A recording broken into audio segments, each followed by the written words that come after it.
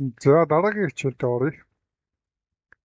За энэ хичээл бол заяа яг нөөж асар их мөнгө хийх бүрэн бүтэн залтай хичээл. Энэ бол эсрэг харилцааны сетап. Окей. За өмнөх хичээл дээр хэрүүлээ үзсэн шүү дээ юм ээ. Ханш 3 төрлийн юм хийдгээ. Тэр нь нэг бол өсдөг, нэг бол ундаг, нэг бол үнэ бариад рейнжилдэг. За тэгвэл энэ бол аптрend. Евро USD дээр байгаа аптрend. За аптрендийн үед яадаг вэ? Аптрend үндсэндээ 3 төрлөөр явдаг. Нэг бол одоо аптрендийн чиглэл рүү явж байхдаа шалаач гоё хүндлээд таацаач гоё хүндлээд явдаг. Үүнийг биднээс монголчууд маань юу гэдг вэ гэхээр түнэл гэдэг. Түнэл. Харин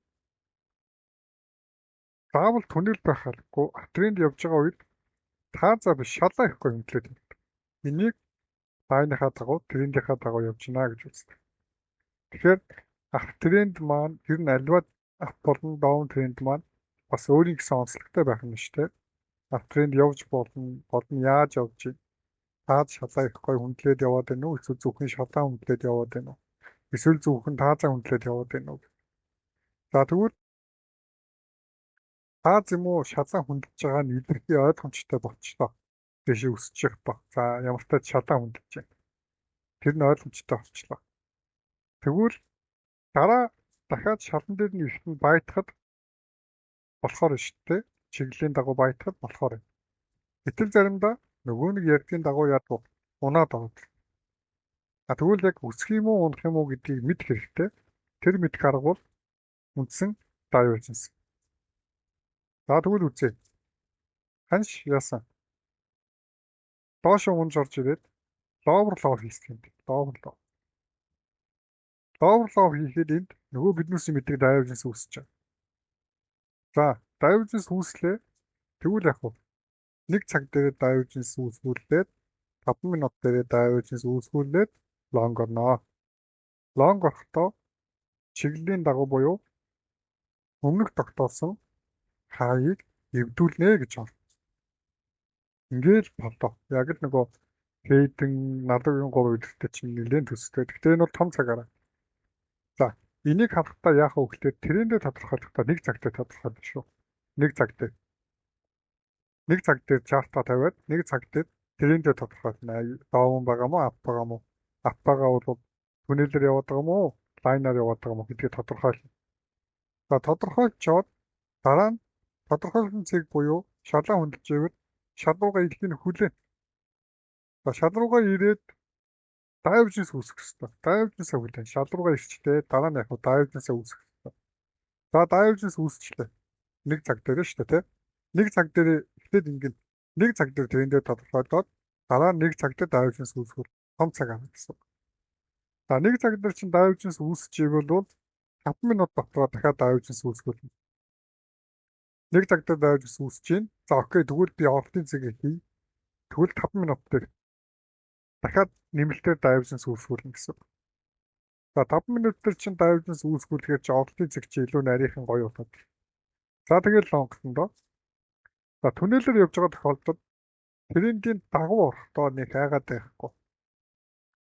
Харин трендийг сөрж орохдоо яах вэ гэхээр divergence-аа буюу баталгаагаа 1 цаг 5 минут 1 минут гэсэн.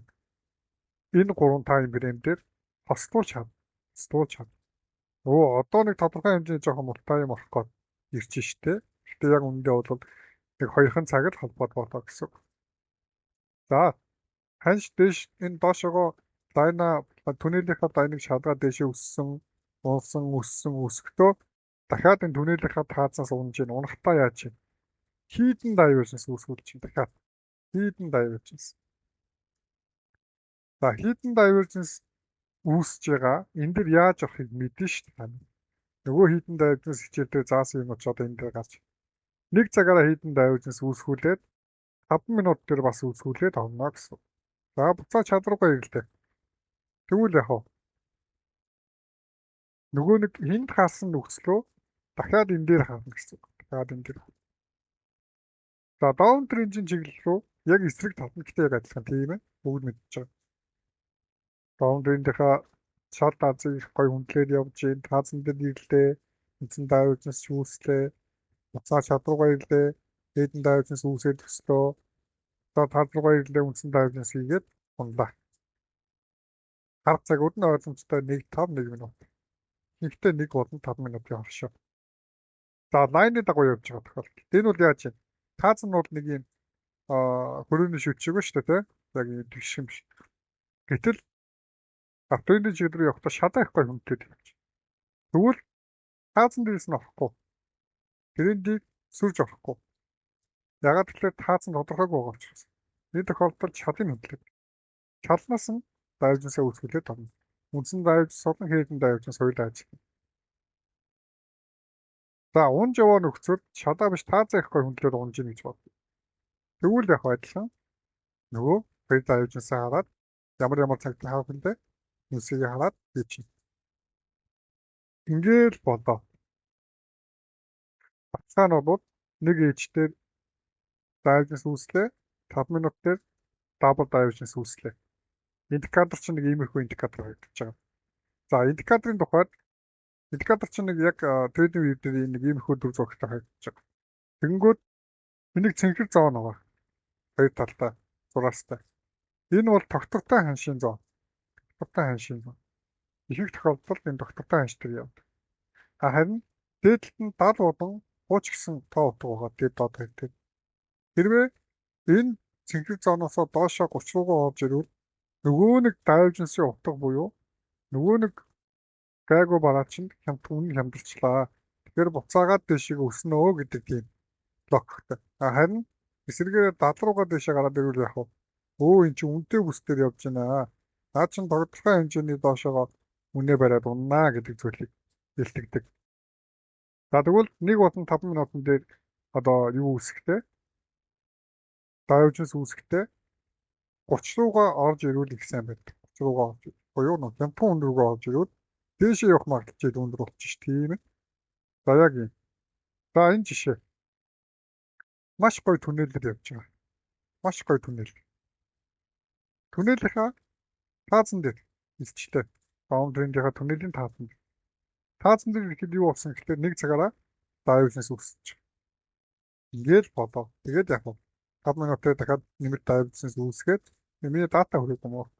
Нэмэлт даавжнаас үүсгүүлээд ороод болоо. Ийм амархан ихтэй маш өндөр бинзэг дарга. Тэгэхээр одоо дараалтын дагуу бодвол юу ийх вэ? Эхлээд нэг цаг дээр тавиад трендээ тодорхойлж байна. За трендээ тодорхойлсон бол трендийнхаа шал юм уу таацсаас хамаарат эрхийн хүлээх нь байна. За ирлээ даавжнаас үүсгүүлээ орлоо. Болоо. Ингээд болоо. За брейк even TP зэрэг зүйлсүүдийг бол яг ер нь бол одоо жишээ нь ханшаа өгдөг юм те.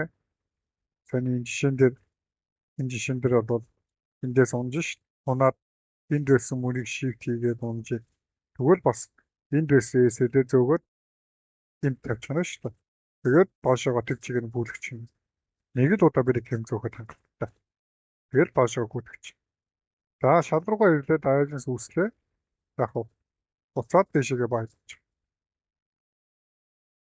Трендийг сүрж авч байгаа нөхцөл